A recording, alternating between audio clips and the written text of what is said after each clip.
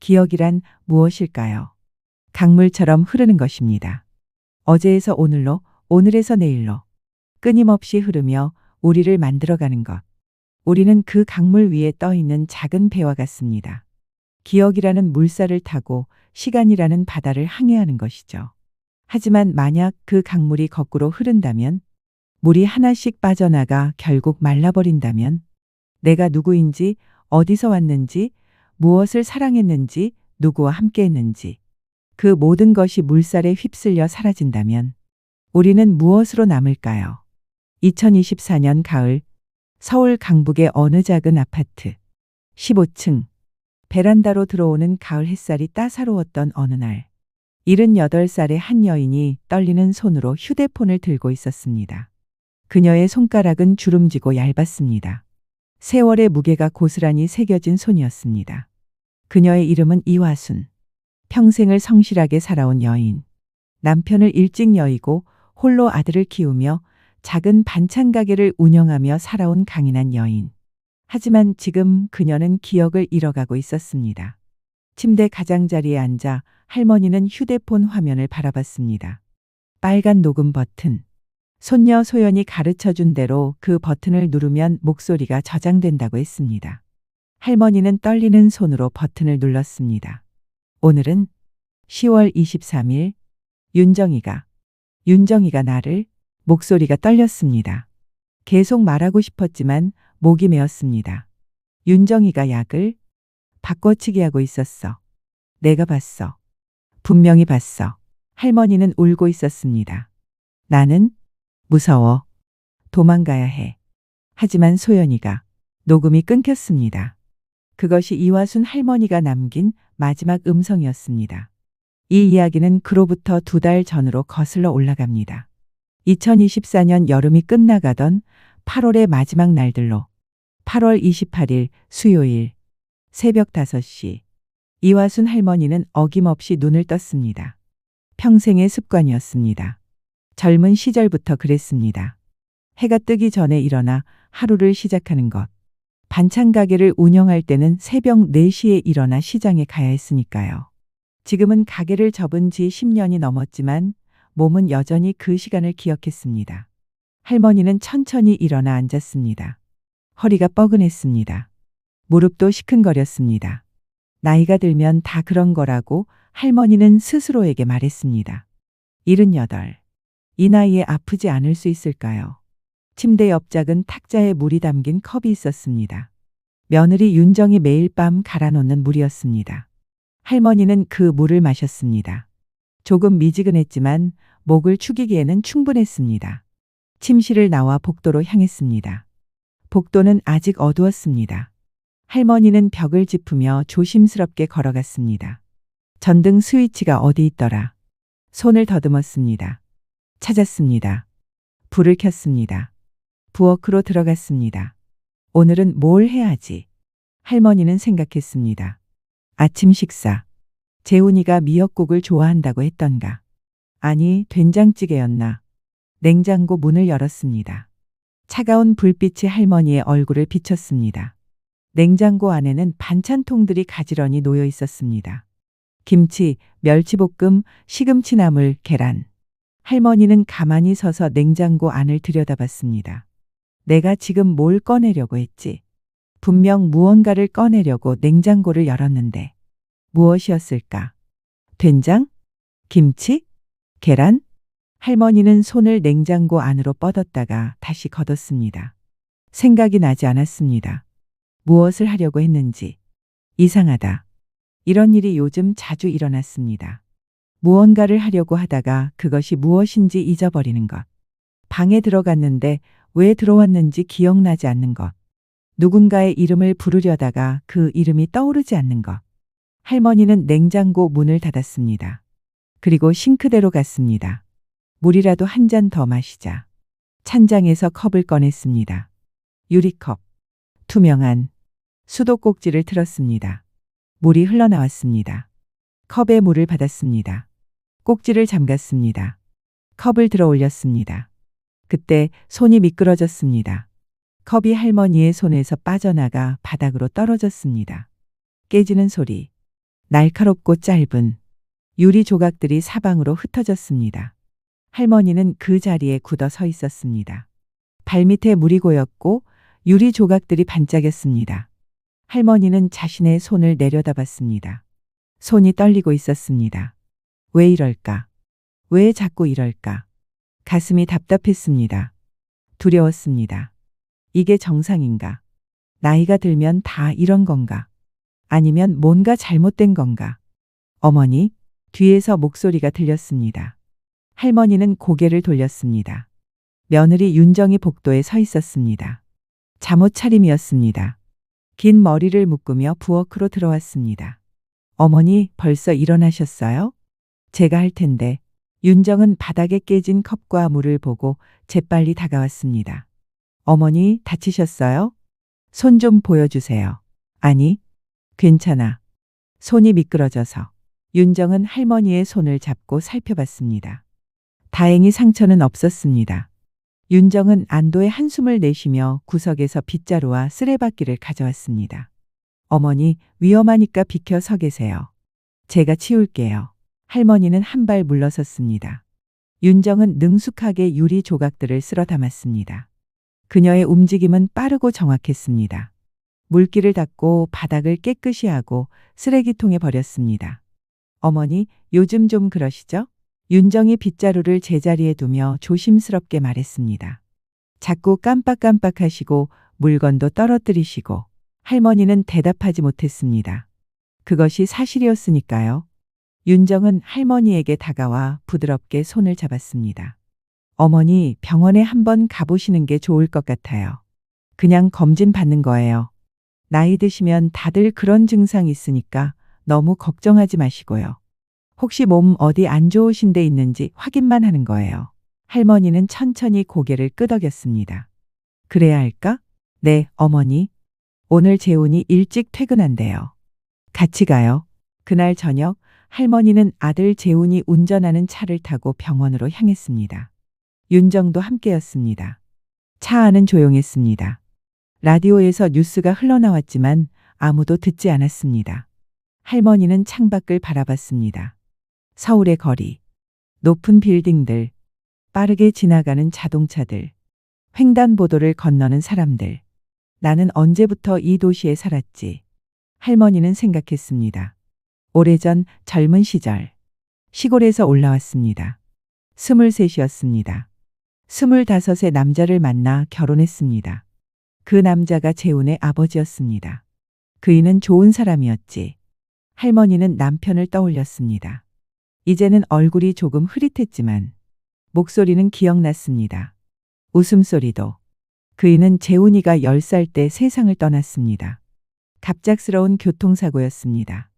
그 이후로 할머니는 혼자였습니다. 아니, 혼자가 아니었습니다. 아들이 있었으니까요. 할머니는 반찬 가게를 시작했습니다. 새벽부터 밤까지 일했습니다.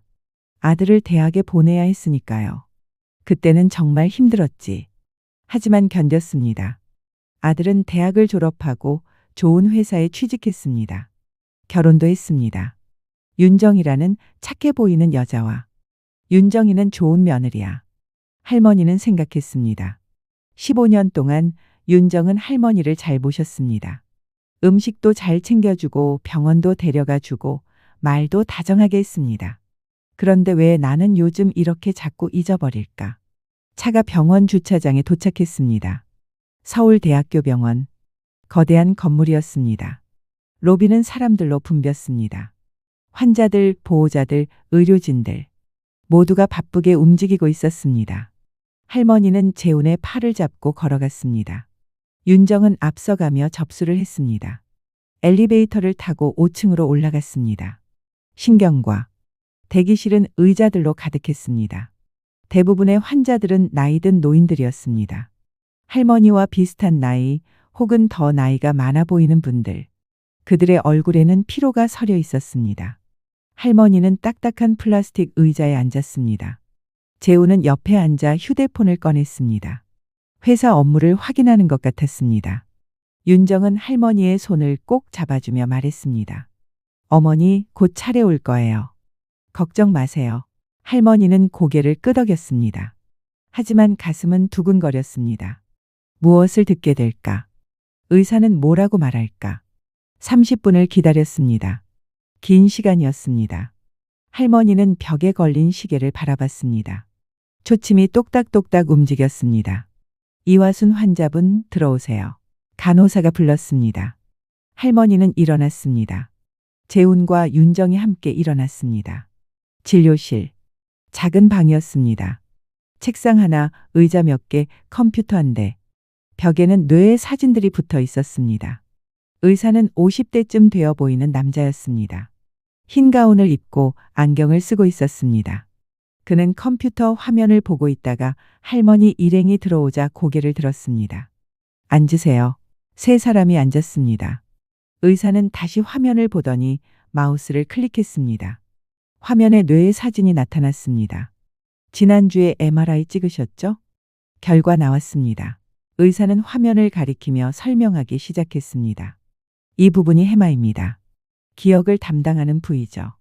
이화순 환자분의 경우 해마가 조금 위축되어 있는 것을 볼 수 있습니다. 여기 이 부분이요. 할머니는 화면을 바라봤습니다. 하지만 잘 이해가 되지 않았습니다. 그저 회색과 흰색의 이미지들이 보일 뿐이었습니다. 재훈이 물었습니다. 그게 무슨 의미인가요? 의사는 잠시 망설이다가 조심스럽게 말했습니다. 인지기능 검사 결과와 종합해보면 알츠하이머 초기 단계로 판단됩니다. 진료실이 조용해졌습니다. 치매요? 재훈의 목소리가 떨렸습니다. 우리 어머니가 치매라고요? 초기 단계입니다. 아직 일상생활에 큰 지장은 없으시지만 기억력 저하, 판단력 저하 등의 증상이 나타나고 있습니다. 환자분도 느끼고 계실 겁니다. 의사는 할머니를 바라봤습니다. 요즘 자주 깜빡하시죠? 방금 전에 한 일을 잊으신다거나 물건을 어디 뒀는지 기억나지 않는다거나. 할머니는 천천히 고개를 끄덕였습니다. 네, 그것이 알츠하이머의 초기 증상입니다. 하지만 너무 걱정하지 마세요. 초기이기 때문에 적절한 치료를 받으시면 진행 속도를 늦출 수 있습니다. 의사는 처방전을 작성하기 시작했습니다. 도네페질이라는 약을 처방해 드리겠습니다. 하루 한 알 저녁 식사 후에 복용하시면 됩니다.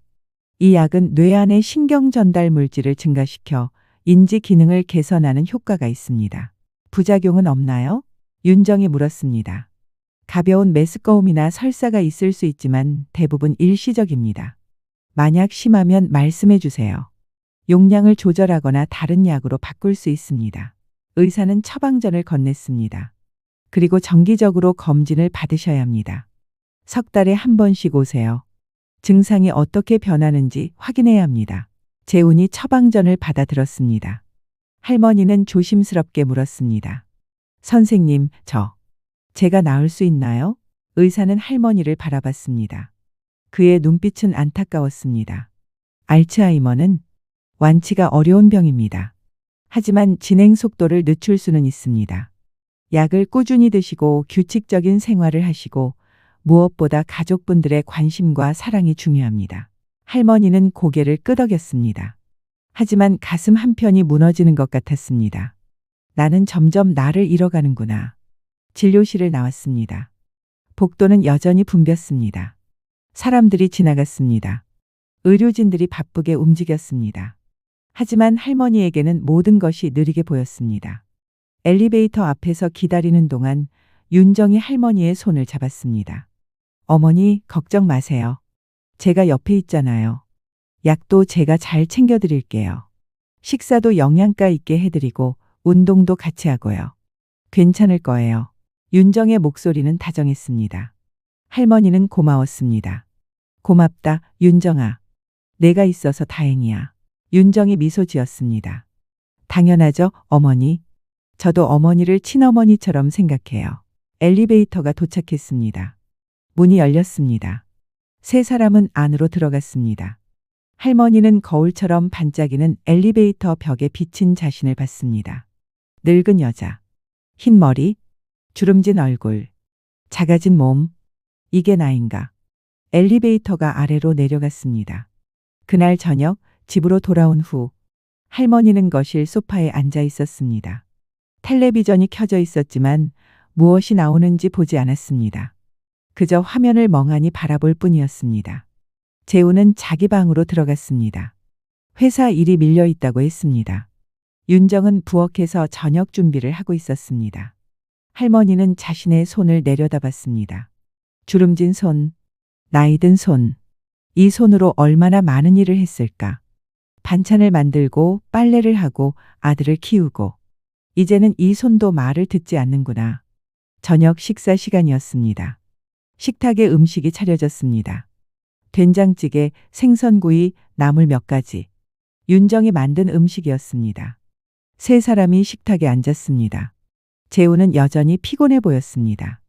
윤정은 할머니의 밥그릇에 밥을 퍼주었습니다. 어머니, 많이 드세요.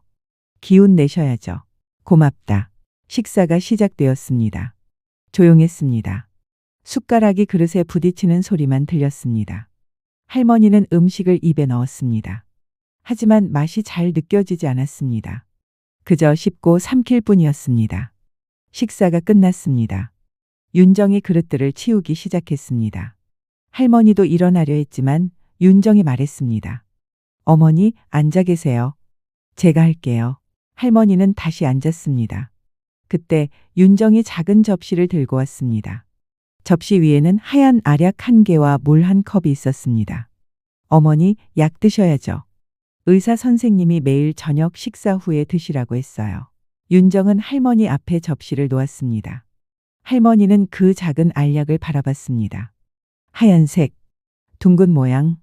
이 작은 것이 나를 낫게 해줄까? 할머니는 알약을 집어들었습니다.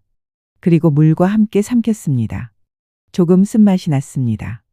목구멍을 타고 내려갔습니다. 잘 드셨어요. 매일 이 시간에 드셔야 해요.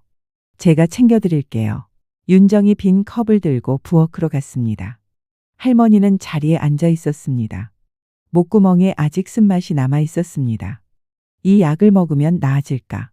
기억을 되찾을 수 있을까? 하지만 의사는 말했습니다. 완치는 어렵다고. 진행을 늦출 뿐이라고. 그렇다면 결국 나는 모든 것을 잊게 되는구나. 재훈이도, 소연이도, 나 자신까지도. 할머니는 가슴이 답답했습니다.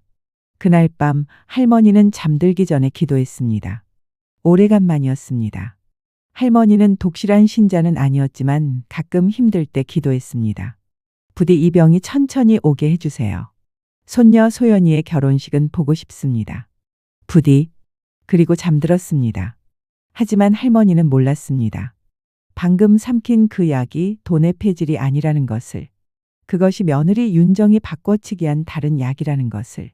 수면제와 항히스타민제의 혼합물이라는 것을.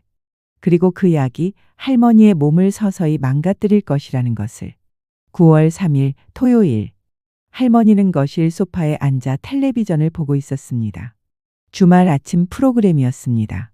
한 요리사가 김치찌개를 만들고 있었습니다. 할머니는 멍하니 화면을 바라봤습니다. 요리사가 무슨 말을 하는지 잘 들리지 않았습니다. 아니, 들리긴 했지만 이해가 되지 않았습니다. 나는 왜 이렇게 멍하지? 약을 먹은 지 일주일이 되었습니다. 하지만 나아지는 느낌은 들지 않았습니다. 오히려 더 피곤했습니다. 머리가 무거웠고 몸이 나른했습니다.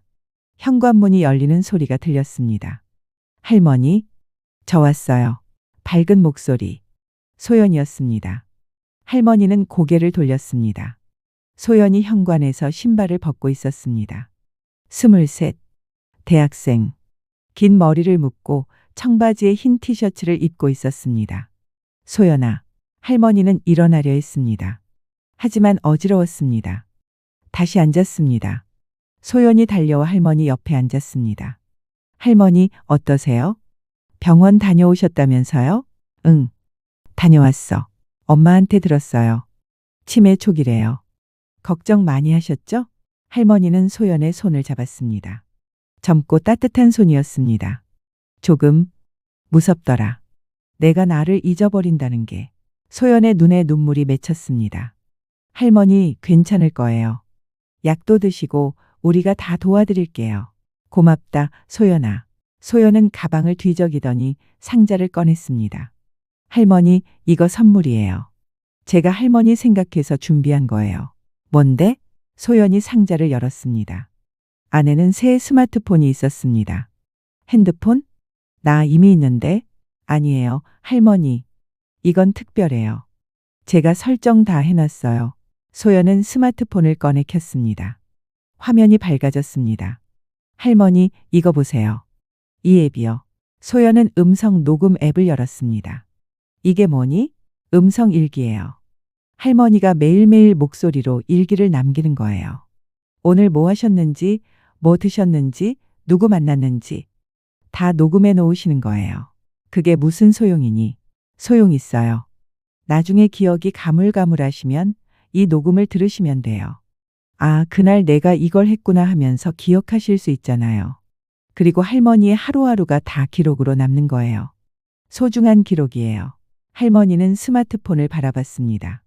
나는 이런 거 못해? 너무 어려워. 아니에요, 할머니. 엄청 쉬워요. 제가 다 설정해 놨어요. 이 빨간 버튼 보이시죠? 소연은 화면에 큰 빨간 버튼을 가리켰습니다. 이 버튼만 누르면 녹음이 시작돼요. 그리고 할머니가 하고 싶은 말씀 다 하시고 다시 이 버튼 누르면 저장되는 거예요. 간단하죠? 그렇구나.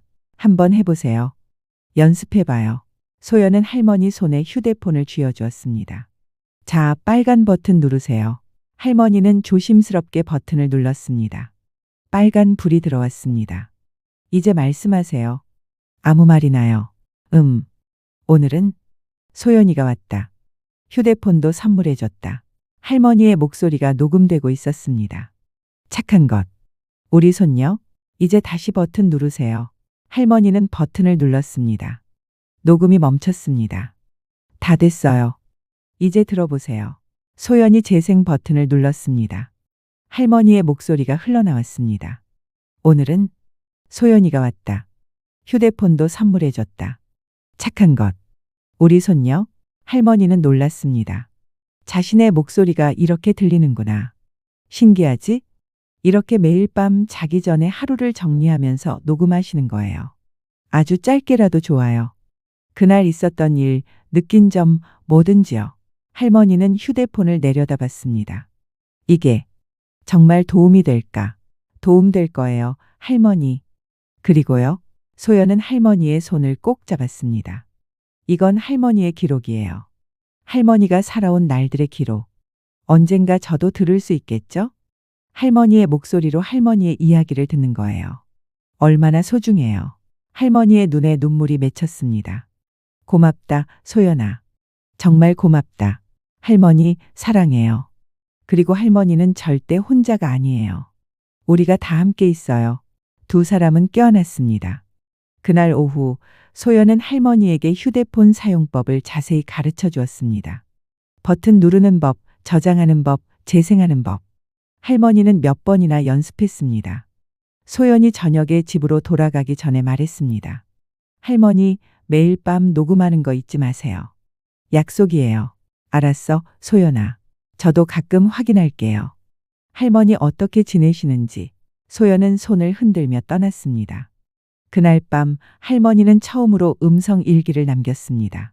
침대에 누워 휴대폰을 들고 빨간 버튼을 눌렀습니다. 9월 3일 토요일. 오늘은 소연이가 다녀갔다. 휴대폰을 선물해줬다. 음성 일기를 남기라고 했다. 착한 손녀. 나는 운이 좋다. 이렇게 좋은 손녀가 있어서. 할머니는 잠시 멈췄습니다. 오늘은 미역국을 끓였다. 재훈이가 잘 먹었다. 윤정이가 약을 줬다. 조금 쓰다. 하지만 먹어야 한다고 했다. 나는 나아지고 싶다. 이 병이 천천히 왔으면 좋겠다. 소연이의 결혼식은 보고 싶다. 할머니는 버튼을 눌러 녹음을 멈췄습니다. 저장되었습니다. 할머니는 휴대폰을 침대 옆 탁자에 놓았습니다. 그리고 눈을 감았습니다. 작은 희망이 생긴 것 같았습니다. 하지만 할머니는 몰랐습니다. 이 음성 일기가 나중에 그녀의 목숨을 증명하는 유일한 증거가 될 것이라는 것을. 9월은 천천히 흘러갔습니다. 할머니는 매일 저녁 음성 일기를 남겼습니다. 처음에는 어색했지만 점점 익숙해졌습니다. 하루를 정리하고 생각을 정리하는 시간이 되었습니다. 9월 5일 월요일. 오늘은 빨래를 했다. 날씨가 좋아서 금방 말랐다. 점심에는 김치찌개를 끓였다. 윤정이가 맛있다고 했다. 기분이 좋았다. 약을 먹었다. 여전히 쓰다. 9월 7일 수요일. 오늘은 시장에 갔다. 윤정이와 함께. 고등어가 싸길래 2마리 샀다. 윤정이가 저녁에 고등어 구이를 해줬다. 맛있었다. 하지만 속이 조금 안 좋다. 약 때문일까? 9월 10일 토요일. 오늘은 아무것도 안 했다. 하루 종일 누워 있었다. 기운이 없다. 윤정이가 걱정했다. 병원에 가자고 했지만 나는 괜찮다고 했다. 그냥 피곤한 것 같다. 9월 12일 월요일. 날씨가 좋았다. 아래층 순자와 산책을 했다. 공원까지 갔다. 벤치에 앉아 이야기를 나눴다. 순자는 건강해 보였다. 나는 많이 피곤했다. 집에 와서 쉬었다. 약을 먹었다. 먹고 나니 속이 안 좋다. 할머니의 일상은 반복되었습니다. 아침에 일어나고 간단한 집안일을 하고 식사를 하고 약을 먹고 잠들고. 하지만 조금씩 무언가 이상했습니다. 몸이 나아지지 않았습니다. 오히려 더 안 좋아지는 것 같았습니다. 9월 15일 목요일. 오늘은 머리가 아프다. 아침부터 계속 아프다. 윤정이에게 말했더니 치매 증상일 수 있대. 약을 먹으면 나아진다고 했다. 하지만 약을 먹어도 여전히 아프다. 9월 18일 일요일. 요즘 자주 어지럽다. 일어날 때마다 어지럽다. 화장실 갈 때 벽을 잡고 간다. 윤정이가 조심하라고 했다. 넘어지면 큰일이라고. 나도 조심하고 있다. 하지만 왜 이렇게 어지러울까? 9월 20일 화요일. 입맛이 없다. 아침을 거의 못 먹었다. 윤정이가 만든 죽도 몇 숟가락만 먹었다. 속이 자꾸 안 좋다. 윤정이가 병원에 가자고 했다. 하지만 나는 괜찮다고 했다. 그냥 체했나 보다. 9월 23일 금요일. 오늘은 하루 종일 누워 있었다. 일어날 힘도 없다. 기운이 하나도 없다. 윤정이가 걱정하며 약을 챙겨줬다. 고맙지만 왜 이렇게 더 힘들어지는 걸까? 약을 먹으면 나아져야 하는 거 아닌가? 할머니는 의심하기 시작했습니다. 뭔가 잘못되고 있다고. 하지만 며느리를 의심할 수는 없었습니다. 윤정은 그렇게 잘해주는데, 매일 약을 챙겨주고 음식을 해주고 걱정해주는데 내가 예민한 건가? 치매가 나를 이렇게 만드는 건가? 9월 28일 수요일. 할머니는 아래층에 사는 친구 박순자를 만났습니다. 순자는 같은 아파트 13층에 살았습니다. 72. 할머니보다 6살 어렸지만 50년 지기 친구였습니다. 둘은 젊은 시절 같은 동네에 살았습니다. 시골에서 서울로 올라와 같은 시기에 이 동네에 정착했습니다. 아이들을 키우며 힘든 시절을 함께 견뎠습니다. 오후 2시 할머니는 순자를 만나러 13층으로 내려갔습니다. 엘리베이터가 너무 빨리 움직이는 것 같아서 할머니는 난간을 꼭 잡았습니다. 순자의 집 초인종을 눌렀습니다. 누구세요? 나야, 화순이. 문이 열렸습니다. 순자가 반갑게 맞았습니다. 어머, 화순아. 어서 와. 오랜만이다. 그러게. 한 달 만인가. 그래, 너 병원 다녀왔다며? 어때? 두 사람은 거실로 들어가 소파에 앉았습니다. 순자가 차를 내왔습니다. 보리차였습니다. 고맙다. 할머니는 차를 한 모금 마셨습니다. 순자는 할머니를 자세히 들여다봤습니다. 화순아, 안색이 안 좋은데?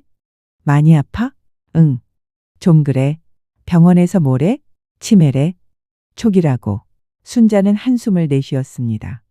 그래. 요즘 나이 들면 다들 그런 것 같아. 우리 윗집 할머니도 치매야. 근데 화순아, 너 살이 많이 빠진 것 같은데? 할머니는 자신의 손을 내려다봤습니다. 정말로 손이 더 말라 보였습니다. 그래? 나도 느껴. 요즘 입맛이 없어서. 밥은 잘 먹어? 먹긴 먹는데 자꾸 속이 안 좋아서. 조금만 먹어도 배가 불러. 순자는 걱정스러운 표정을 지었습니다. 그건 치매하고는 상관없잖아. 소화기 문제 아닐까? 윤정이는 치매 때문에 그럴 수 있대. 윤정이가 그렇게 말했어? 응. 약 먹으면 나아진대. 약은 뭐 먹어? 도네? 뭐더라? 이름이 기억 안 나. 치매약이래. 순자는 잠시 생각하더니 말했습니다. 근데 화순아, 치매 약 먹으면 보통 증상이 유지되거나 조금 나아져야 하는 거 아니야. 근데 너는 오히려 더 안 좋아 보이는데. 할머니도 그렇게 생각했습니다. 나도 그게 이상해. 약을 먹는데 더 아픈 것 같아. 그건 의사한테 말해야지. 약이 안 맞는 걸 수도 있어. 윤정이가 괜찮다는데. 순자는 할머니의 손을 잡았습니다. 화순아, 며느리 말만 듣지 말고 너 스스로 판단해. 내 몸은 내가 제일 잘 아는 거잖아. 이상하면 병원 가서 다시 검사받아. 그래야 하나? 당연하지. 건강이 제일 중요한 거야. 할머니는 고개를 끄덕였습니다. 두 사람은 한참 동안 이야기를 나눴습니다. 옛날 이야기도 하고 동네 소식도 나눴습니다. 순자는 최근에 손주가 태어났다며 사진을 보여줬습니다. 이게 우리 막내 손주야. 이번 달에 태어났어. 어머, 예쁘다. 그치? 나는 이제 손주만 6이야. 부럽다. 할머니는 소연을 떠올렸습니다. 자신에게는 손녀가 하나뿐이었습니다. 하지만 그 하나가 얼마나 소중한지. 오후 4시 할머니는 순자의 집을 나와 15층으로 올라갔습니다. 집에 돌아오니 윤정이 있었습니다. 어머니, 어디 갔다 오세요? 순자네 다녀왔어. 아, 13층 순자 할머니요? 잘 다녀오셨어요? 응. 할머니는 자기 방으로 들어갔습니다. 침대에 누웠습니다. 피곤했습니다. 순자의 말이 계속 맴돌았습니다. 약이 안 맞는 걸 수도 있어. 할머니는 천천히 생각했습니다. 정말 그럴까? 약이 문제일까? 그날 밤 할머니는 음성 일기를 남겼습니다. 9월 28일 수요일. 오늘은 순자를 만났다. 오랜만이었다. 순자는 내가 많이 아파 보인대. 살도 빠지고 약이 안 맞는 게 아니냐고 했다. 할머니는 잠시 멈췄습니다. 나도 그런 생각이 든다. 약을 먹는데 더 아픈 것 같다. 하지만 윤정이는 괜찮다고 한다. 윤정이를 믿어야지. 윤정이는 나를 챙겨주는 좋은 며느리니까. 녹음을 멈췄습니다. 하지만 할머니의 마음속 깊은 곳에서 작은 의심이 싹트기 시작했습니다. 10월 1일 토요일. 가을이 깊어지고 있었습니다. 아침 공기는 차가웠고 나뭇잎들이 노랗게 물들기 시작했습니다. 할머니는 창가에 서서 밖을 내다봤습니다. 아파트 단지 안에 작은 공원. 아이들이 뛰어놀고 있었습니다. 벤치에는 노인들이 앉아 있었습니다. 나도 저렇게 밖에 나가고 싶은데. 하지만 요즘은 힘이 없어서 밖에 나가기가 힘들었습니다. 할머니는 거울 앞에 섰습니다. 자신의 모습을 봤습니다. 살이 많이 빠진 얼굴, 움푹 들어간 볼, 핏기 없는 입술, 흐릿한 눈빛. 이게 나인가? 한 달 전보다 확실히 더 수척해 보였습니다. 거실로 나갔습니다. 윤정이 소파에 앉아 휴대폰을 보고 있었습니다. 윤정아. 윤정이 고개를 들었습니다. 네, 어머니? 나 병원에 다시 가봐야 할 것 같아. 윤정의 표정이 굳어졌습니다. 아주 짧은 순간이었지만 할머니는 그것을 봤습니다. 왜요, 어머니? 어디 불편하세요? 약을 먹는데 더 안 좋아지는 것 같아. 입맛도 없고 기운도 없고. 윤정은 일어나 할머니에게 다가왔습니다. 어머니, 그건 치매가 진행되는 증상일 수 있어요. 의사 선생님도 그랬잖아요. 초기에는 여러 증상이 나타날 수 있다고. 그래도 약을 먹은 지 한 달밖에 안 됐어요. 효과가 나타나려면 시간이 필요해요. 조금만 더 드시면 나아지실 거예요. 윤정의 목소리는 다정했습니다. 하지만 어딘가 단호했습니다. 제가 어머니 약도 잘 챙겨드리고 식사도 영양가 있게 해드릴게요. 괜찮을 거예요. 할머니는 더 이상 말하지 못했습니다. 네, 그날 저녁 윤정은 또 약을 가져왔습니다. 어머니, 약 드세요. 할머니는 그 작은 하얀 알약을 바라봤습니다. 정말 이 약이 나를 낫게 해줄까? 아니면 더 아프게 하는 걸까? 하지만 할머니는 의심을 떨쳐냈습니다. 윤정이 나를 해칠 리 없다고. 15년을 함께 산 며느리인데. 할머니는 약을 삼켰습니다. 10월 5일 수요일. 할머니는 아침부터 속이 좋지 않았습니다. 메스꺼웠고 어지러웠습니다. 아침 식사도 거의 하지 못했습니다. 윤정이 만든 중 몇 숟가락만 먹었습니다. 어머니, 괜찮으세요? 조금 안 좋아. 쉬세요. 제가 설거지 할게요. 할머니는 방으로 들어가 누웠습니다. 천장을 바라봤습니다. 흰 천장, 형광등 하나, 그것을 멍하니 바라봤습니다. 나는 왜 이렇게 아플까? 오후가 되어도 몸은 나아지지 않았습니다. 저녁 식사 시간, 할머니는 식탁에 앉았지만 음식을 거의 먹지 못했습니다. 재훈이 걱정스럽게 물었습니다. 어머니, 많이 안 좋으세요? 조금 병원 가보시는 게 좋지 않을까요? 윤정이 재빨리 대답했습니다. 지난주에 제가 모시고 다녀왔어요. 의사 선생님이 치매가 조금 진행됐대요. 그래서 약을 늘렸어요. 재훈이 놀라며 물었습니다. 약을 늘렸다고요? 네. 의사 선생님이 용량을 조금 늘리면 증상이 안정될 거래요. 할머니는 윤정을 바라봤습니다. 약을 늘렸다고. 나는 병원에 간 기억이 없는데.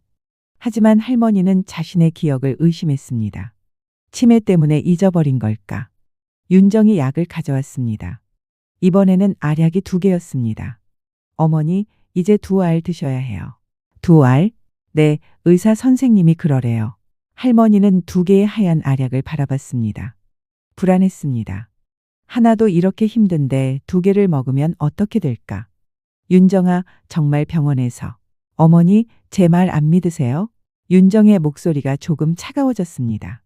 아니, 그게 아니라 제가 어머니 위해서 하는 건데 왜 의심하세요? 저도 힘든데. 윤정의 눈에 눈물이 맺혔습니다. 할머니는 당황했습니다. 미안해, 윤정아. 내가 잘못 생각했어. 어머니, 저는 어머니를 위해서 최선을 다하고 있어요. 제발 믿어주세요. 알았어. 미안해. 할머니는 2개의 알약을 삼켰습니다. 그날 밤 할머니는 더 심한 어지러움을 느꼈습니다. 화장실에 가다가 넘어질 뻔했습니다. 벽을 붙잡고 간신히 버텼습니다. 침대에 누워 할머니는 떨리는 손으로 휴대폰을 들었습니다. 10월 5일 수요일. 몸이 너무 안 좋다. 윤정이가 약을 늘렸다고 했다. 2알을 먹었다. 하지만 먹을수록 더 아프다. 할머니는 숨을 크게 들이쉬었습니다. 이건 이상하다. 약이 이상한 것 같다. 하지만 윤정이가 나를 해칠 리 없다. 15년을 함께 살았는데 내가 예민한 건가? 치매가 이렇게 만드는 건가? 녹음을 멈췄습니다. 할머니는 휴대폰을 내려놓고 천장을 바라봤습니다. 두려웠습니다. 10월 12일 수요일. 밤 2시 할머니는 잠에서 깼습니다. 목이 말랐습니다. 화장실에 가고 싶기도 했습니다. 천천히 일어나 앉았습니다. 머리가 무거웠습니다. 잠시 침대 가장자리에 앉아 정신을 차렸습니다. 일어섰습니다. 어지러웠지만 참을 만했습니다. 문을 열고 복도로 나갔습니다. 복도는 어두웠습니다. 하지만 부엌 쪽에서 희미한 불빛이 보였습니다. 할머니는 조심스럽게 다가갔습니다. 부엌에 누군가 있었습니다. 할머니는 복도 구석에 멈춰 섰습니다. 소리 내지 않으려고 숨을 죽였습니다. 싱크대 앞에 윤정이 서 있었습니다. 윤정은 약통 2개를 앞에 놓고 있었습니다. 할머니는 눈을 가늘게 뜨고 자세히 봤습니다. 윤정은 한 약통에서 알약을 꺼내고 있었습니다. 하얀 알약들. 그것을 다른 약통에 넣었습니다. 그리고 다른 약통에서 또 다른 알약들을 꺼내 첫 번째 약통에 넣었습니다. 할머니의 심장이 세게 뛰기 시작했습니다. 윤정은 약통들을 서랍에 넣고 물을 한 잔 마셨습니다. 그리고 자기 방으로 들어갔습니다. 할머니는 그 자리에 굳어 서 있었습니다. 지금 뭘 본 거지? 윤정이가 약을 바꿔치기 하고 있었어? 할머니는 부엌으로 조심스럽게 다가갔습니다. 서랍을 열었습니다. 약통들이 있었습니다. 할머니의 이름이 적힌 약통도 있었습니다. 할머니는 그 약통을 집어들었습니다. 안을 들여다봤습니다. 하얀 알약들. 이게 정말 돈의 폐질일까? 할머니는 약통을 다시 제자리에 놓았습니다. 서랍을 닫았습니다. 화장실에 갔습니다. 소변을 봤습니다. 손을 씻었습니다. 거울에 비친 자신을 봤습니다. 창백한 얼굴, 두려움에 가득 찬 눈. 내가 잘못 본 건가? 아니면 정말로 윤정이가? 할머니는 방으로 돌아왔습니다. 침대에 앉았습니다. 떨리는 손으로 휴대폰을 집어들었습니다. 빨간 버튼을 눌렀습니다. 10월 12일 밤. 오늘 이상한 걸 봤다. 할머니의 목소리가 떨렸습니다. 윤정이가 부엌에서 내 약을 바꿔치기 하고 있었다. 내가 직접 봤다. 한 약통에서 알약을 꺼내서 다른 약통에 넣고 다른 약통에서 또 꺼내서 내 약통에 넣었다. 할머니는 울먹였습니다. 내가 잘못 본 건가? 아니다. 분명히 봤다. 윤정이가 내 약을 바꿨다. 왜? 왜 그런 거지? 15년을 함께 살았는데 할머니는 손으로 입을 막았습니다. 울음이 터져 나올 것 같았습니다. 윤정이가 나를 해치려는 건가? 아니야. 아닐 거야. 분명 다른 이유가 있을 거야. 내가 치매 때문에 헛것을 본 건지도 몰라. 할머니는 한참을 망설였습니다. 하지만 만약 정말 그런 거라면 나는 어떡하지? 누구한테 말하지? 재훈이는 믿어줄까? 윤정이 편을 들 거야. 소연이한테? 하지만 증거가 없는데 할머니는 휴대폰을 내려다봤습니다. 이 음성 일기가 증거가 될까? 혹시 모르니 남겨놓자. 내가 만약 무슨 일이 생기면 누군가 이걸 듣게 될 거야. 녹음을 멈췄습니다. 할머니는 휴대폰을 침대 밑에 숨겼습니다. 윤정이 찾지 못하게. 그날 밤 할머니는 잠들 수 없었습니다. 10월 13일 목요일. 할머니는 새벽에 겨우 잠들었다가 늦게 일어났습니다. 아침 9시. 윤정이 문을 두드렸습니다. 어머니, 아침 드세요. 할머니는 일어나 문을 열었습니다. 응. 식탁에는 죽이 준비되어 있었습니다. 할머니는 자리에 앉았습니다. 윤정이 죽을 떠서 할머니 앞에 놓으며 말했습니다. 어머니, 오늘은 좀 어때요?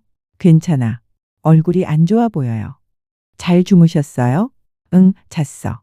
할머니는 윤정을 힐끗 쳐다봤습니다. 윤정은 평소와 다름없었습니다. 다정한 며느리, 효부. 내가 잘못 본 걸까? 아침을 먹고 할머니는 자기 방으로 돌아갔습니다. 하루 종일 방에 있었습니다. 저녁이 되었습니다. 식사를 마치고 윤정이 약을 가져왔습니다. 어머니, 약 드세요. 2개의 하얀 알약. 할머니는 그것을 받아들었습니다. 그리고 결심했습니다. 오늘은 정말로 먹는지 확인해 보기로. 할머니는 약을 입에 넣었습니다. 하지만 혀 밑에 숨겼습니다. 물을 마시고 꿀꺽 삼키는 신용을 했습니다. 잘 드셨어요? 응, 먹었어. 윤정이 빈 컵을 가져가고 부엌으로 갔습니다. 할머니는 조심스럽게 약을 뱉어냈습니다. 휴지에 싸서 손에 쥐었습니다. 방으로 돌아가 그 약들을 자세히 살펴봤습니다. 하얀 알약 2개. 작고 둥글다. 겉보기에는 돈의 폐질과 비슷했습니다. 하지만 정말 같은 약일까? 할머니는 그 약들을 작은 비닐봉지에 넣었습니다. 그리고 옷장 깊숙한 곳에 숨겼습니다. 증거를 모아야 해. 그날 밤 할머니는 음성 일기를 남겼습니다. 10월 13일 목요일. 어젯밤 약을 바꿔치기 하는 걸 봤다. 그래서 오늘은 시험을 해봤다. 약을 먹는 척하고 뱉었다. 윤정이는 눈치채지 못했다. 할머니는 잠시 멈췄습니다. 그리고 놀라운 일이 있었다. 약을 먹지 않았더니 몸이 조금 나았다. 어지러움이 덜하고 속도 편했다. 이게 우연일까? 할머니의 목소리가 떨렸습니다. 아니다. 우연이 아니다. 윤정이가 준 약이 독이었던 거다. 윤정이가 나를 죽이려고 한다. 녹음을 멈췄습니다. 할머니는 이불을 뒤집어 쓰고 울었습니다. 그날부터 할머니는 윤정이 주는 약을 먹지 않았습니다. 매일 저녁 약을 받아 입에 넣는 척하고 혀 밑에 숨겼습니다. 물을 마시고 삼키는 신용을 했습니다. 윤정이 나가면 뱉어서 비닐봉지에 모았습니다. 10월 15일. 오늘도 약을 안 먹었다. 윤정이는 눈치채지 못했다. 약을 6알 모았다. 몸이 많이 좋아졌다. 식욕도 조금 돌아왔다. 10월 17일. 오늘 윤정이가 이상하게 쳐다봤다. 내가 너무 좋아 보여서 그런가? 윤정이는 내가 아픈 게 좋은 건가? 무섭다. 10월 20일. 11알을 모았다. 이제 뭘 해야 할까? 이 약들을 어디 가져가면 분석해 줄까? 순자에게 말할까? 아니면 소연이에게? 하지만 믿어줄까? 할머니는 매일 고민했습니다. 누구에게 말해야 할까? 어떻게 증명할까? 경찰에 가면 믿어줄까? 나는 치매 환자고 윤정이는 모범 며느리인데. 할머니는 두려웠습니다. 혹시 윤정이 알아차리면 어떡하지? 더 위험한 일이 생기면 어떡하지? 그렇게 며칠이 더 지났습니다. 10월 21일 일요일 소연이 찾아왔습니다. 할머니는 소연을 보고 눈물이 날 것 같았습니다. 소연은 할머니를 보고 깜짝 놀랐습니다. 할머니, 얼굴이 많이 좋아지셨네요. 지난번보다 훨씬 나아 보여요. 그래? 네. 약이 효과가 있나 봐요. 할머니는 소연의 손을 꼭 잡았습니다. 소연아, 사실은 말이야. 말하고 싶었습니다. 하지만 말이 나오지 않았습니다. 만약 소연이 윤정이 엄마한테 말하면? 가족이 깨지면? 할머니, 왜 그러세요? 아니, 소연아, 보고 싶었어. 저도요, 할머니. 음성 일기는 잘 남기고 계세요? 응, 매일 하고 있어. 잘하셨어요. 나중에 제가 들어볼게요. 소연은 할머니와 함께 저녁을 먹고 밤에 돌아갔습니다. 할머니는 소연을 배웅하며 생각했습니다. 혹시 모르니 음성 일기를 더 자세히 남겨야겠어. 소연이가 나중에 듣게 될지도 모르니까. 10월 23일 월요일. 그날 모든 것이 틀어졌습니다. 저녁 식사 후 윤정이 약을 가져왔습니다. 하지만 이번에는 달랐습니다. 어머니, 약 드세요. 제가 볼 때까지요. 윤정의 목소리가 차가웠습니다. 할머니의 가슴이 철렁 내려앉았습니다. 왜 그래, 윤정아? 어머니, 요즘 약 잘 드시는 거 맞죠? 응, 먹고 있어. 그런데 왜 증상이 좋아지셨어요? 윤정이 한 걸음 다가왔습니다. 치매는 안 좋아져요, 어머니.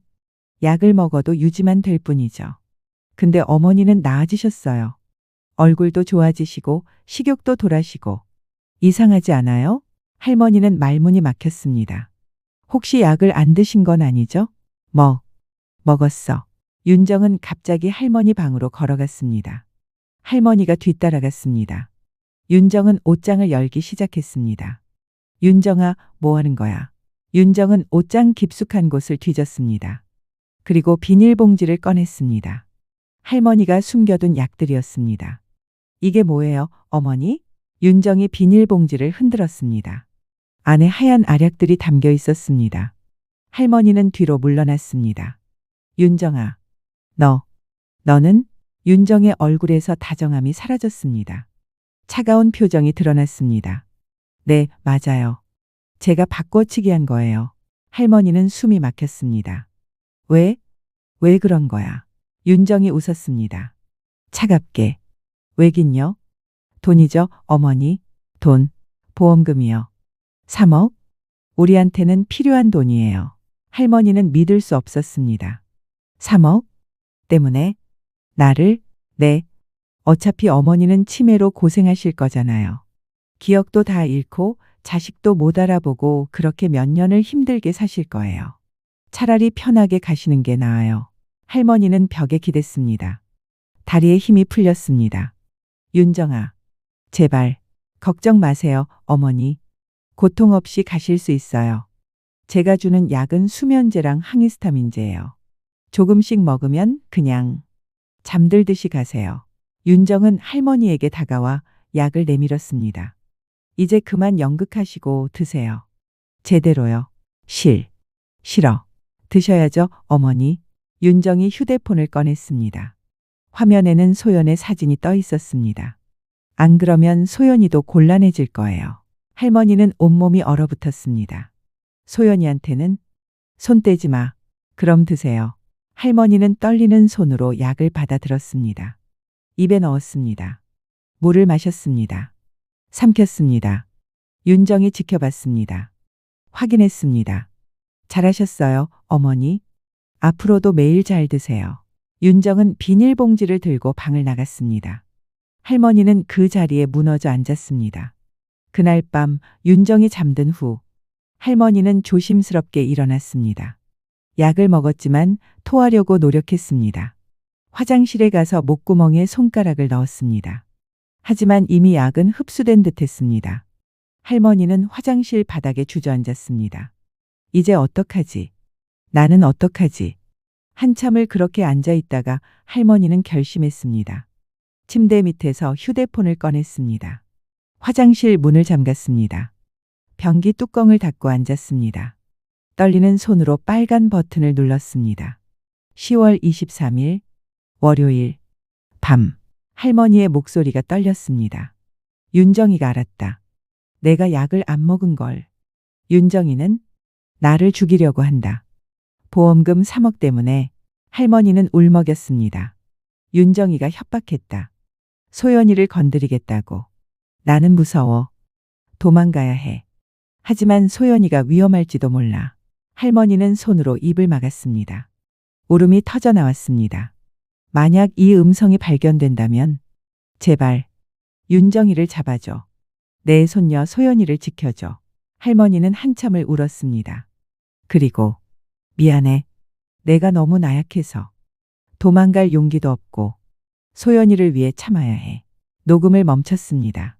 할머니는 휴대폰을 품에 안았습니다. 이 휴대폰을 잘 숨겨야 해.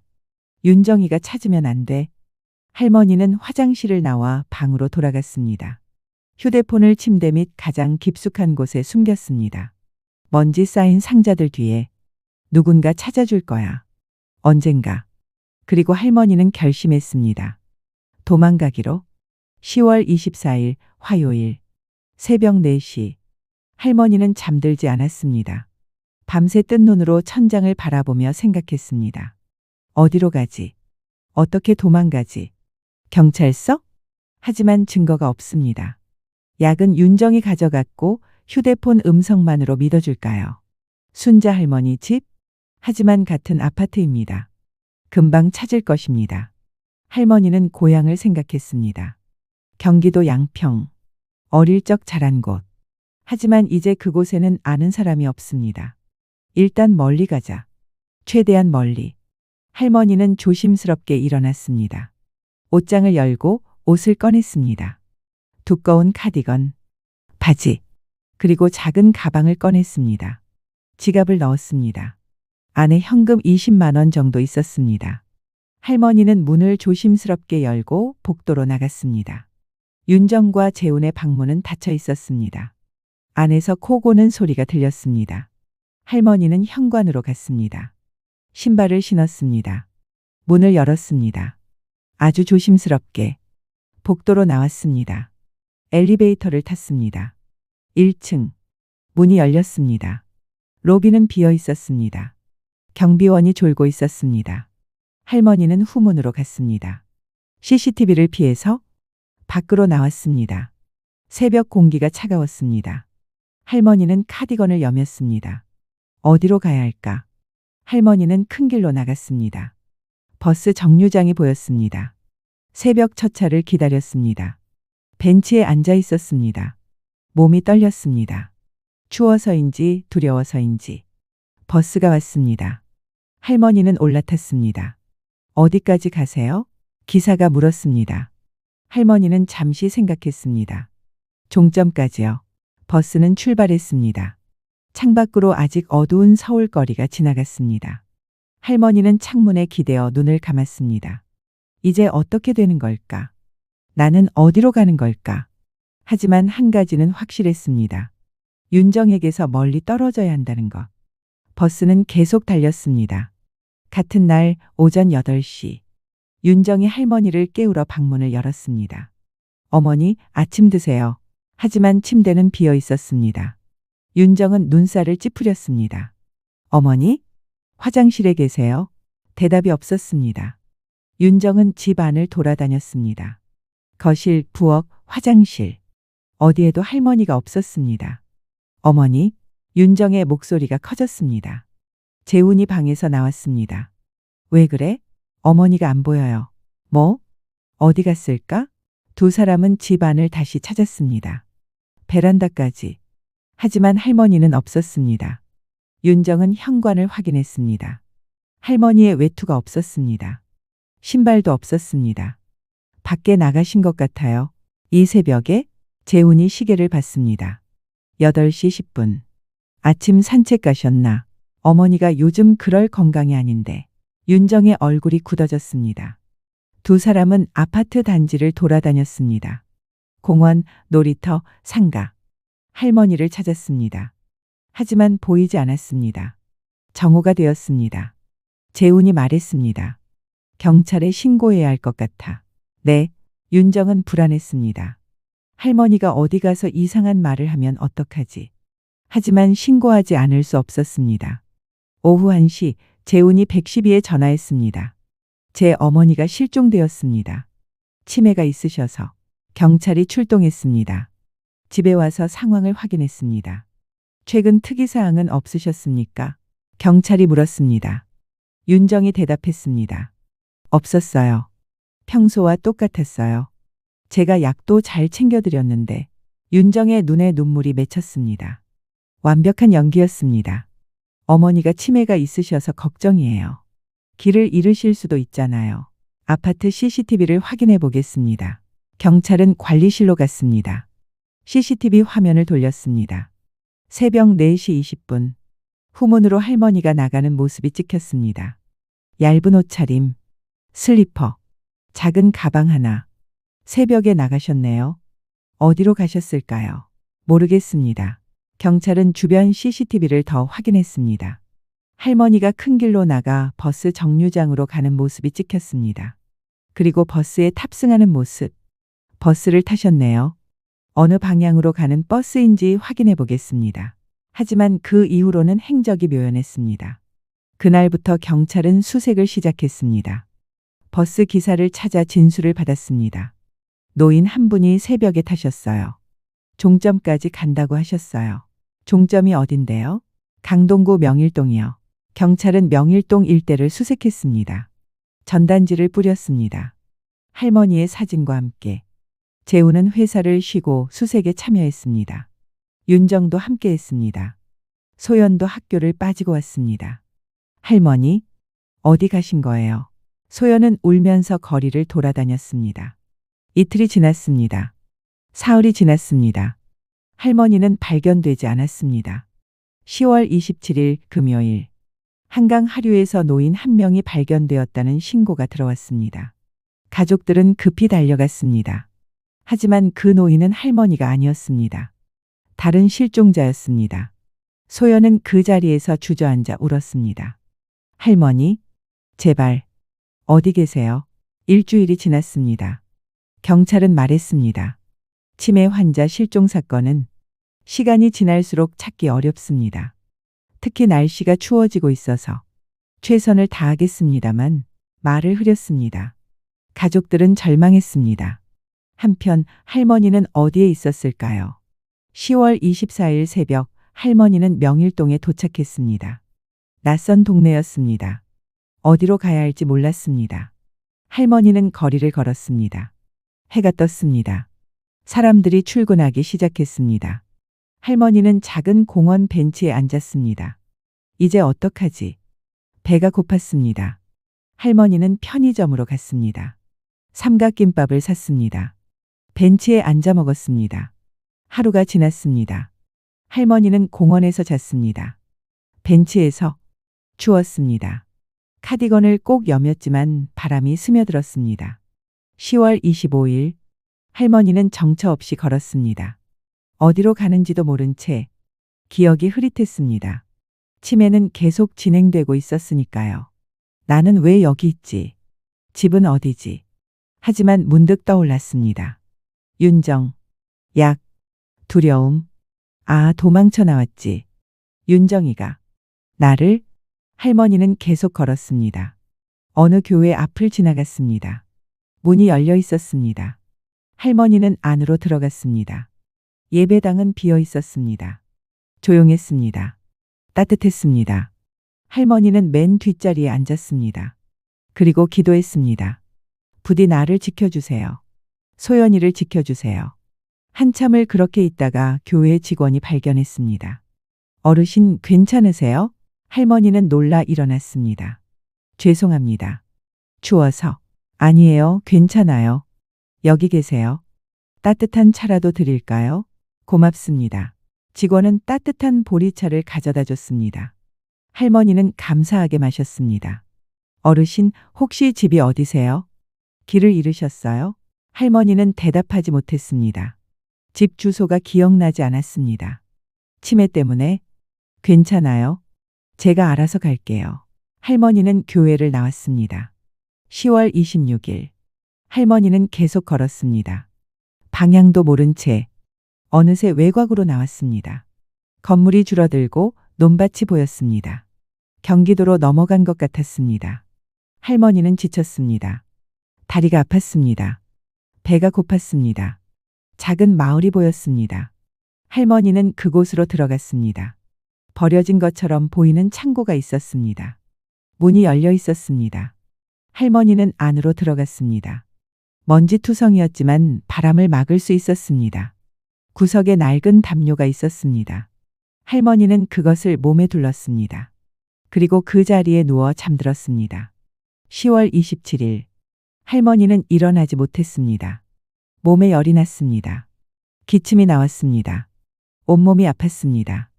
물을 마셔야 해. 하지만 일어날 힘이 없었습니다. 할머니는 그대로 누워 있었습니다. 해가 떴다가 졌습니다. 또 떴다가 졌습니다. 할머니는 의식이 흐릿했습니다. 꿈을 꾸었습니다. 젊은 시절의 꿈, 남편과 함께 걷던 길, 아들이 어렸을 때, 소연이가 태어났을 때, 행복했던 순간들. 소연아, 할머니는 손녀의 이름을 불렀습니다. 미안해. 할머니가 약해서. 할머니의 숨소리가 점점 약해졌습니다. 10월 28일 새벽. 할머니는 마지막 숨을 거뒀습니다.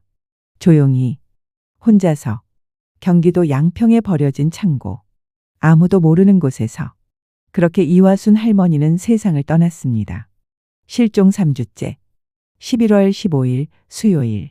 소연은 할머니 방을 정리하고 있었습니다. 찾을 수 있다는 희망은 점점 희미해지고 있었습니다. 하지만 소연은 할머니가 돌아오실 거라고 믿고 싶었습니다. 할머니의 옷들을 정리했습니다. 카디건, 블라우스, 치마. 하나하나에 할머니의 냄새가 배어 있었습니다.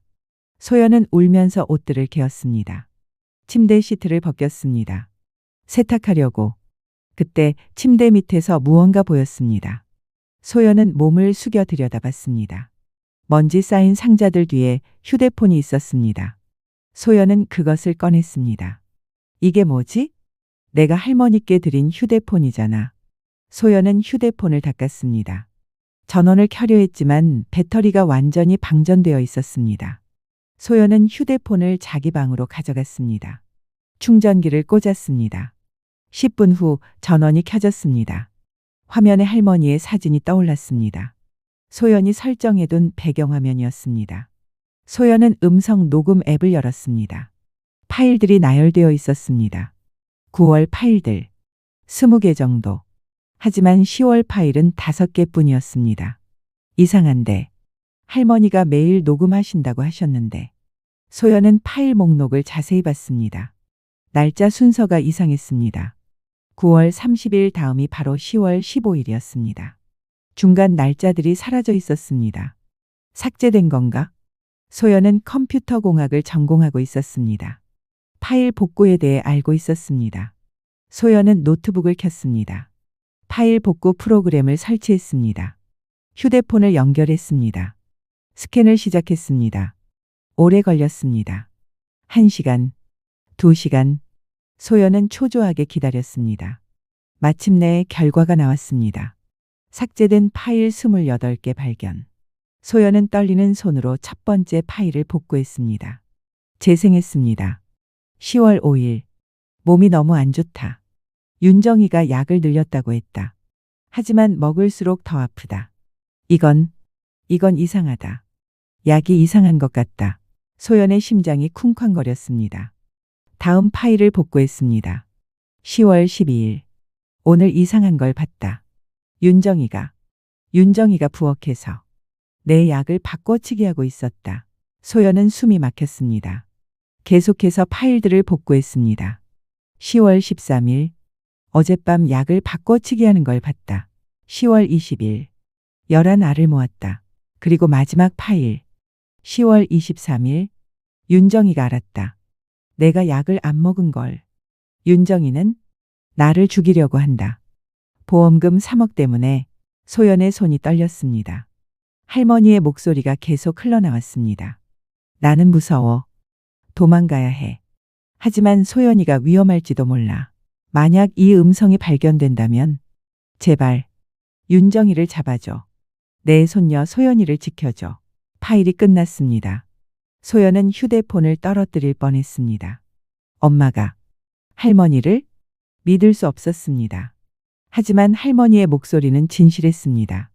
그 떨림, 그 두려움, 거짓이 아니었습니다. 소연은 숨을 크게 들이쉬었습니다. 할머니가 말씀하신 약들을 찾아야 해. 소연은 할머니 방을 다시 뒤지기 시작했습니다. 옷장, 서랍, 침대 및 화장실. 하지만 아무것도 없었습니다. 윤정이 엄마가 이미 치웠을 거야. 소연은 절망했습니다. 그때 화장실 휴지통을 보았습니다. 소연은 그 안을 뒤졌습니다. 그리고 발견했습니다. 바닥에 붙어 있던 휴지 조각. 그 안에 쌓여 있는 작은 알약 한 개. 할머니가 마지막으로 뱉어낸 약이었습니다. 소연은 조심스럽게 그것을 집어 비닐봉지에 넣었습니다. 이걸 분석하면 증거가 될 거야. 소연은 결심했습니다. 경찰에 가야 한다고. 하지만 그 전에 파일들을 모두 백업했습니다. 클라우드에도 올렸습니다. 혹시 모를 상황에 대비해서. 다음 날 아침 11월 16일. 소연은 혼자 경찰서를 찾아갔습니다. 할머니 실종 사건을 담당하는 형사를 만났습니다. 정 형사. 40대 중반의 남자였습니다. 실종자 가족분이시죠? 무슨 일로 오셨습니까? 소연은 휴대폰과 비닐봉지를 꺼내 놓았습니다. 할머니가 살해당하신 것 같습니다. 정 형사는 눈을 크게 떴습니다. 무슨 말씀이십니까? 이 음성 파일들을 들어보세요. 할머니가 직접 남기신 겁니다. 소연은 첫 번째 파일을 재생했습니다. 정 형사는 진지하게 듣기 시작했습니다. 할머니의 떨리는 목소리가 작은 사무실에 울려 퍼졌습니다. 윤정이가 내 약을 바꿔치기 하고 있었다. 정 형사의 표정이 변했습니다. 다음 파일도 재생했습니다. 윤정이는 나를 죽이려고 한다. 보험금 3억 때문에 여러 파일을 들었습니다. 마지막 파일까지. 만약 이 음성이 발견된다면 제발 윤정이를 잡아줘. 정 형사는 잠시 침묵했습니다. 그리고 물었습니다. 이 음성이 정말 할머니께서 직접 녹음하신 겁니까? 네, 제가 할머니께 선물한 휴대폰이에요. 치매 때문에 음성 일기를 남기시라고 드린 거였어요. 파일이 삭제되었다가 복구되었다는 거죠? 네, 누군가 일부러 삭제한 겁니다. 아마 엄마가. 소연의 목소리가 떨렸습니다. 정 형사는 비닐봉지를 들여다봤습니다. 이건 뭡니까? 할머니가 마지막으로 받으신 약이에요. 먹는 척하고 뱉으신 것 같아요. 이걸 분석하면 뭐가 들어있는지 알 수 있을 거예요. 정 형사는 천천히 고개를 끄덕였습니다. 알겠습니다. 국립과학수사연구원의 분석을 의뢰하겠습니다. 시간이 좀 걸릴 겁니다. 형사님, 그동안 엄마한테 들키면 안 돼요. 제발 비밀로 해주세요. 물론입니다. 조심하세요, 소연 씨. 그리고 정 형사는 소연을 똑바로 쳐다봤습니다. 혹시 어머니께서 눈치채실 수도 있습니다. 평소처럼 행동하시고 절대 혼자 대면하지 마세요. 소연은 고개를 끄덕였습니다. 집으로 돌아가는 길 소연은 떨렸습니다. 엄마를 어떻게 대해야 하지? 평소처럼 행동할 수 있을까? 하지만 해야 했습니다. 할머니를 위해서. 일주일이 지났습니다. 소연은 평소처럼 학교에 갔습니다. 수업을 들었습니다. 집에 돌아와서는 윤정과 대화했습니다. 소연아, 학교 어땠어? 괜찮았어요. 할머니 소식은 아직 없고. 경찰에서도 연락이 없네. 윤정은 한숨을 쉬었습니다. 소연은 윤정을 바라봤습니다. 평범한 얼굴, 피곤해 보이는 얼굴. 이 사람이 정말 할머니를? 믿기지 않았습니다. 하지만 할머니의 목소리가 떠올랐습니다. 소연은 방으로 들어갔습니다. 11월 23일 드디어 정 형사에게서 전화가 왔습니다. 소연 씨 분석 결과가 나왔습니다. 만나서 이야기합시다. 소연은 다시 경찰서로 갔습니다. 정 형사는 서류를 내밀었습니다. 약 성분 분석 결과입니다. 이 약은 도네페질이 아닙니다. 그럼 뭔데요? 졸피뎀과 디페니드라민의 혼합물입니다. 쉽게 말하면 수면제와 항히스타민제죠. 소연은 숨이 막혔습니다. 이런 약을 장기 복용하면 어떻게 되나요? 노인의 경우 치명적일 수 있습니다. 심한 어지러움, 착란, 인지 기능 저하 그리고 심장과 호흡기에 문제가 생길 수 있습니다. 계속 복용하면 정 형사는 말을 멈췄습니다. 사망에 이를 수 있습니다. 소연의 눈에 눈물이 터져 나왔습니다. 엄마가 정말로 할머니를. 정 형사는 소연의 어깨를 두드렸습니다. 진정하세요. 이제 수사를 시작하겠습니다. 먼저 김윤정 씨의 금융 기록을 조사하고 보험 내역도 확인하겠습니다. 할머니는 어디 계실까요? 정 형사는 조심스럽게 말했습니다. 최선을 다해 찾겠습니다. 그리고 소연 씨 가족들한테는 아직 말씀하지 마세요. 증거를 더 확보할 때까지. 알겠습니다. 소연은 집으로 돌아왔습니다. 하지만 평소처럼 행동하기가 점점 어려워졌습니다. 윤정을 볼 때마다 할머니의 목소리가 들렸습니다. 윤정이가 나를 죽이려고 한다. 정 형사는 빠르게 움직였습니다. 윤정의 금융 기록을 조사했습니다. 거액의 빚이 발견되었습니다. 카드빚, 대출, 친정빚까지 합쳐 8천만 원. 할머니 명의의 보험도 확인했습니다. 사망 시 3억 원. 수혜자는 아들 이재훈. 약국 기록도 조사했습니다. 10월 초 윤정이 인근 약국에서 졸피뎀을 구입한 기록이 있었습니다. CCTV도 확인했습니다. 윤정이 약사에게 말하는 장면. 요즘 잠이 안 와서요. 수면제 좀 주세요. 하지만 윤정의 의료 기록을 확인한 결과 불면증 진단은 없었습니다. 정 형사는 더 파고들었습니다. 윤정이 다른 약국에서도 항히스타민제를 구입한 기록을 찾았습니다. 알레르기 때문에요. 하지만 윤정에게 알레르기 병력도 없었습니다. 증거는 계속 쌓여갔습니다. 12월 초 정 형사는 검사와 상의했습니다. 영장을 청구하겠습니다. 충분한 증거가 있습니까? 피해자의 음성 기록, 약물 분석 결과, 금융 기록, 보험 내역, 약국 구매 기록. 충분합니다. 영장이 발부되었습니다. 12월 10일 월요일 아침 7시 경찰이 집 문을 두드렸습니다. 재훈이 문을 열었습니다. 네? 누구세요? 경찰입니다. 김윤정 씨 계십니까? 아내요? 무슨 일이세요? 윤정이 현관으로 나왔습니다. 저를 찾으세요? 정 형사가 영장을 보여주었습니다. 김윤정 씨죠? 시어머니 이화순 씨에 대한 살인미수 및 살인 방조 혐의로 체포합니다. 윤정의 얼굴이 하얗게 질렸습니다. 무슨 소리예요? 시어머니의 약을 바꿔치기 하고 의도적으로 건강을 해친 혐의입니다. 묵비권을 행사할 수 있으며 변호사의 조력을 받을 권리가 있습니다. 재훈이 소리쳤습니다. 잠깐, 무슨 일이에요? 우리 아내가 뭘 했다는 거예요? 이화순 어르신께서 남기신 음성 기록과 약물 분석 결과가 있습니다. 소연이 방에서 나왔습니다. 윤정은 소연을 쳐다봤습니다. 소연의 얼굴에는 눈물이 흐르고 있었습니다. 내가 신고했구나. 윤정의 목소리는 차가웠습니다. 엄마, 왜 그러셨어요? 할머니가 뭘 잘못했어요? 닥쳐. 내가 뭘 알아.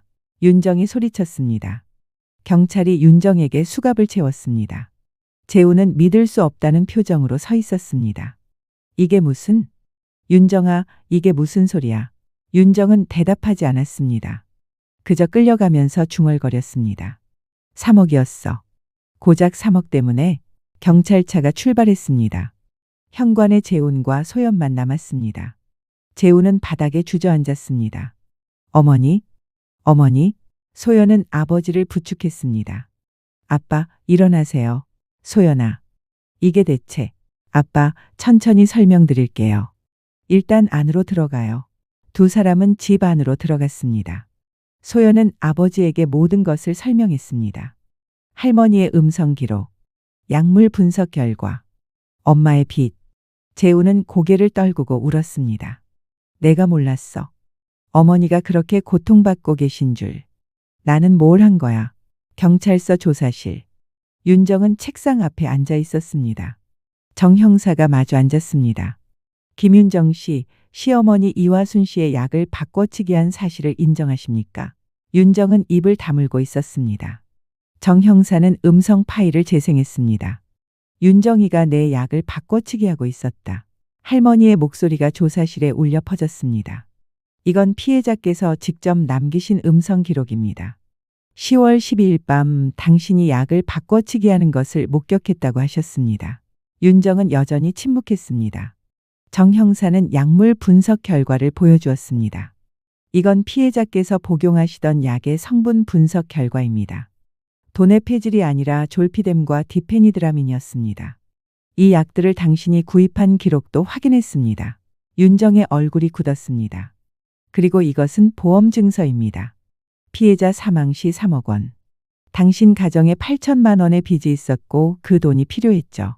정 형사는 몸을 앞으로 기울였습니다. 김윤정 씨, 증거가 충분합니다. 인정하시는 게 좋을 겁니다. 윤정은 한참을 침묵하다가 입을 열었습니다. 변호사를 불러주세요. 그러시겠습니까? 변호사가 도착했습니다.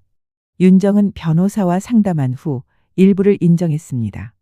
약을 바꾼 건 맞아요. 하지만 죽이려고 한 건 아니에요. 그럼 무엇 때문입니까? 그냥 좀 더 아프게 하려고. 그러면 자연사처럼 보일 거라고 생각했어요. 정 형사는 고개를 저었습니다. 그게 살인미수가 아니고 뭡니까? 조사는 계속되었습니다. 한편 경찰은 계속해서 할머니를 수색했습니다. 윤정의 자백으로 할머니가 도망친 이유가 명확해졌습니다. 할머니가 마지막으로 목격된 명일동부터 다시 수색을 시작했습니다. 버스기사, 편의점 직원, 교회 직원들을 인터뷰했습니다. 12월 15일 한 교회 직원이 증언했습니다. 10월 25일쯤 노인 한 분이 오셨어요. 추워 보이셔서 차를 대접했죠. 집 주소를 물어봤는데 대답을 못 하시더라고요. 그 후에는 나가셨어요. 어디로 가는지 모르겠어요. 경찰은 교회 주변을 수색했습니다. CCTV를 확인했습니다. 할머니가 외곽으로 걸어가는 모습이 찍혔습니다. 수색 범위를 넓혔습니다. 12월 20일 경기도 양평 지역. 한 주민이 신고했습니다. 마을 뒤편 버려진 창고에서 이상한 냄새가 나요. 경찰이 출동했습니다. 창고 문을 열었습니다. 그리고 발견했습니다. 구석에 누워있는 노인의 시신. 이화순 할머니였습니다. 정 형사가 현장에 도착했습니다. 할머니는 낡은 담요에 쌓인 채 누워 있었습니다. 평화로운 표정이었습니다. 부검이 진행되었습니다. 쌓이는 저체온증과 영양실조, 폐렴도 있었습니다. 사망 추정 시기는 10월 27일에서 28일 사이, 실종 3일 만에 돌아가신 것이었습니다. 정 형사는 소연에게 연락했습니다. 소연 씨, 할머니를 찾았습니다. 전화 너머로 소연의 울음소리가 들렸습니다. 할머니, 어디 계세요? 양평입니다. 오시겠습니까? 네, 지금 갈게요. 소연과 재훈이 양평으로 갔습니다. 영안실에서 할머니를 만났습니다. 소연은 할머니의 차가운 손을 잡고 울었습니다. 할머니, 얼마나 무서웠어요. 얼마나 추웠어요. 제가 더 일찍 알았어야 했는데. 미안해요, 할머니. 재훈도 할머니 곁에 무릎 꿇고 울었습니다. 어머니, 제가 무관심했습니다. 제가 알았어야 했는데. 용서해 주세요. 12월 23일부터 25일까지 할머니의 장례가 치러졌습니다. 작은 장례식장이었습니다. 친척들, 이웃들, 할머니의 친구들이 왔습니다. 순자 할머니도 왔습니다. 화순아, 내가 그때 더 신경 썼어야 했는데. 미안해. 순자는 영정 앞에서 한참을 울었습니다. 조문객들은 모두 충격에 빠져 있었습니다. 그렇게 착했던 며느리가 시어머니를 세상에 믿을 수가 없어. 소연은 3일 내내 할머니 곁을 지켰습니다. 밤에도 자지 않고 할머니와 대화했습니다. 할머니, 엄마는 잡혔어요.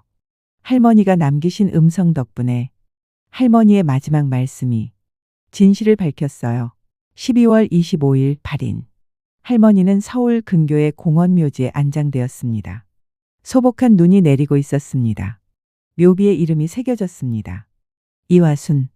1946년 3월 15일, 2024년 10월 28일. 그 아래 작은 글씨로 기억은 사라져도 사랑은 영원히. 소연은 묘비 앞에 무릎 꿇고 울었습니다. 할머니, 평안히 쉬세요. 사랑해요. 2025년 2월 1심 재판이 시작되었습니다. 법정은 사람들로 가득 찼습니다. 방청객, 기자들, 가족들.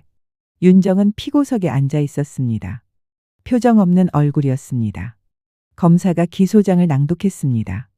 피고인 김윤정은 2024년 9월부터 10월까지 시어머니 이화순 씨의 치매 약을 수면제와 항히스타민제로 바꿔치기하여 피해자의 건강을 해치고 결국 사망에 이르게 한 혐의로 기소되었습니다. 재판장이 물었습니다. 피고인, 혐의를 인정하십니까? 윤정의 변호사가 일어났습니다. 피고인은 약을 바꾼 사실은 인정하나 살인의 고의는 없었다고 주장합니다. 경제적 어려움으로 인한 일시적 정신착란 상태였습니다. 검사가 반박했습니다. 이것은 계획적 범행입니다. 피고인은 수개월에 걸쳐 피해자를 서서히 해쳤습니다. 일시적 착란이 아닙니다. 증거가 제시되었습니다. 할머니의 음성 파일이 법정에서 재생되었습니다. 윤정이가 나를 죽이려고 한다. 보험금 3억 때문에. 법정이 숙연해졌습니다. 방청석에서 소연은 눈물을 흘렸습니다. 약물 분석 결과도 제시되었습니다. 금융기록, 보험증서, 약국 구매 기록. 모든 증거가 윤정의 범행을 가리켰습니다. 증인신문도 진행되었습니다. 소연이 증인석에 섰습니다.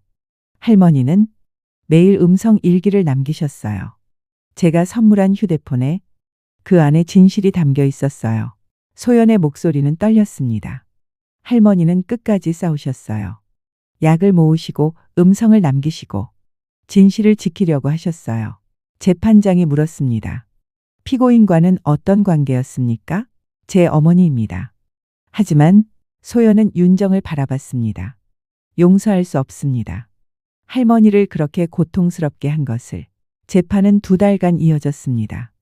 변호사는 정상 참작을 호소했습니다. 피고인은 경제적 압박 속에서 극단적 선택을 했습니다. 하지만 직접적인 살인은 아닙니다. 피해자는 스스로 집을 나가셨고 검사가 반박했습니다. 피해자가 집을 나간 이유가 무엇입니까? 피고인이 위협했기 때문입니다. 그리고 피고인의 행위가 피해자를 쇠약하게 만들었고 결국 사망에 이르게 한 것입니다. 2025년 4월 15일 1심 선고. 법정은 다시 가득 찼습니다. 재판장이 판결문을 낭독하기 시작했습니다. 피고인 김윤정은 경제적 이익을 위해 시어머니를 서서히 해치려 했습니다. 이는 인간으로서 해서는 안 될 중대한 범죄입니다. 재판장은 계속 말했습니다. 피고인은 피해자가 자신을 믿고 의지하는 것을 악용했습니다. 며느리라는 신뢰 관계를 이용한 범행으로 죄질이 매우 나쁩니다. 피해자는 치매로 어려움을 겪고 있었으나 끝까지 진실을 남기려 노력했습니다. 피해자의 음성 기록은 이 사건의 진실을 밝히는 결정적 증거가 되었습니다. 재판장은 윤정을 바라봤습니다. 피고인의 행위가 피해자를 쇠약하게 만들었고 결국 피해자가 집을 나가 사망하게 된 것에 간접적 책임이 있습니다. 그리고 선고했습니다. 피고인 김윤정을 살인미수 및 존속살해미수 혐의로 징역 18년에 처합니다. 방청석에서 탄식이 터져 나왔습니다. 윤정은 표정 없이 판결을 들었습니다. 소연은 고개를 숙이고 울었습니다. 재판장이 마지막으로 말했습니다. 이 사건은 우리 사회에 큰 경종을 울립니다. 노인 학대, 특히 치매 환자에 대한 학대는 결코 용납될 수 없습니다. 가족이라는 이름으로 자행되는 범죄는 더욱 엄중히 처벌되어야 합니다. 피해자 이화순 씨의 명복을 빕니다. 판결이 끝났습니다. 윤정은 항소했지만 2심에서도 비슷한 형량이 나왔습니다. 최종적으로 징역 17년이 확정되었습니다. 재판이 끝난 후 소연의 삶은 변했습니다. 아버지 재우는 이혼 절차를 밟았습니다. 그리고 작은 원룸으로 이사했습니다. 소연도 아버지와 함께 살기로 했습니다. 두 사람은 서로를 의지하며 살아갔습니다. 재우는 회사를 그만두고 작은 식당을 열었습니다. 할머니가 하시던 반찬 가게를 생각하며 소연은 대학을 졸업하고 IT 회사에 취직했습니다. 매달 첫째 주 일요일 소연과 재우는 할머니 산소를 찾아갔습니다. 묘비 앞에 꽃을 놓고 절을 하고 이야기를 나눴습니다. 어머니, 잘 지내고 있습니다. 소연이도 취직했어요. 할머니, 저 요즘 앱 개발하고 있어요. 할머니가 좋아하실 것 같아요. 그리고 소연은 할머니의 음성 파일을 재생했습니다. 9월 3일, 소연이가 다녀갔다. 착한 손녀, 할머니의 목소리가 산소 앞에 울려 퍼졌습니다. 소연은 눈물을 닦으며 말했습니다. 할머니, 저 할머니 목소리 매일 들어요. 잊지 않을게요. 2026년 봄, 소연은 할머니의 이야기를 블로그에 올렸습니다. 할머니의 음성 메모라는 제목으로 할머니가 겪은 일, 음성 일기 그리고 교훈을 글은 빠르게 퍼져나갔습니다. 수만 명이 읽었고 댓글이 달렸습니다. 제 할머니 생각이 나네요. 더 잘해드릴 걸. 노인 학대는 정말 심각한 문제입니다. 관심을 가져야 합니다. 이런 일이 다시는 없어야 합니다. 소연은 그 댓글들을 하나하나 읽으며 생각했습니다. 할머니의 고통이 헛되지 않았다고. 할머니가 남긴 진실이 세상을 조금이나마 바꾸고 있다고. 2027년 가을, 소연은 할머니 산소를 찾았습니다. 이제 26, 어엿한 사회인이 되었습니다. 묘비 앞에 앉아 소연은 할머니의 휴대폰을 꺼냈습니다. 그 휴대폰은 아직도 소연이 간직하고 있었습니다. 음성 파일들을 재생했습니다. 오늘은 소연이가 왔다. 순자를 만났다. 윤정이가 약을 줬다. 할머니의 목소리. 이제는 더 이상 들을 수 없는 하지만 영원히 남아있는. 소연은 휴대폰을 가슴에 안았습니다.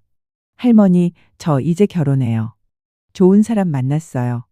할머니가 보고 싶어 하시던 제 결혼식 이제 하게 됐어요. 바람이 불었습니다. 할머니는 못 오시지만 마음으로 함께 하시겠죠. 이 음성 파일들 가지고 갈게요. 할머니도 함께 하시는 거예요. 소연은 일어나 묘비를 쓰다듬었습니다. 할머니, 사랑해요. 그리고 고마워요. 할머니가 남기신 진실 덕분에 정의가 실현됐어요. 할머니가 남기신 목소리 덕분에 많은 사람들이 노인 학대에 관심을 갖게 됐어요. 소연은 미소 지었습니다. 할머니는 끝까지 싸우셨어요. 약하지 않으셨어요. 용감하셨어요. 산소를 떠나기 전 소연은 마지막으로 말했습니다. 기억은 사라져도 사랑은 남는다고 하셨죠, 할머니? 맞아요. 할머니의 기억은 사라졌지만 할머니의 사랑은 여전히 여기 있어요. 제 마음속에, 이 음성 파일 속에, 그리고 그 사랑이 진실을 밝혔어요. 소연은 손을 흔들며 산소를 떠났습니다. 하늘에서 햇살이 쏟아졌습니다. 마치 할머니가 웃고 계신 것처럼. 기억이란 무엇일까요? 우리가 이 이야기를 시작할 때 물었던 질문입니다. 이제 우리는 압니다. 기억은 사라질 수 있습니다. 병으로, 시간으로, 죽음으로. 하지만 사랑은 남습니다. 그리고 진실도 남습니다. 이화순 할머니는 기억을 잃어가면서도 마지막까지 진실을 지키려 했습니다. 떨리는 손으로 휴대폰을 들고 떨리는 목소리로 진실을 남겼습니다. 그 진실이 결국 모든 어둠을 밝혔습니다. 할머니의 목소리는 이제 들을 수 없지만 그 목소리가 남긴 것은 영원히 남아 있습니다. 정의, 사랑, 그리고 용기. 우리 모두 우리의 부모님과 조부모님을 더욱 사랑합시다. 그들의 목소리에 귀 기울입시다. 그들이 말하지 못하는 고통을 알아차립시다. 왜냐하면 기억은 사라져도 사랑은 영원하니까요. 할머니, 평안히 쉬세요. 당신의 이야기는 영원히 기억될 것입니다.